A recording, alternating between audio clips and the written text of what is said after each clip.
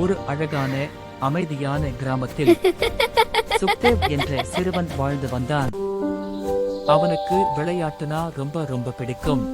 ஒரு மாலை நேரம் சுக்தேவ் விளையாடிக் கொண்டிருக்கும் போது தடு என்று ஒரு சின்ன சத்தம் கேட்டது. ஒரு குட்டி அணில் தரையில் விழுந்து தடுமாறிக் கொண்டிருந்தது. பயப்படாதே என்று அந்த குட்டி அணிலிடம் அன்போடு கூறினான். நான் உனக்கு உதவுறேன் என்று மெதுவாகச் சொன்னான் சுக்தேவ்.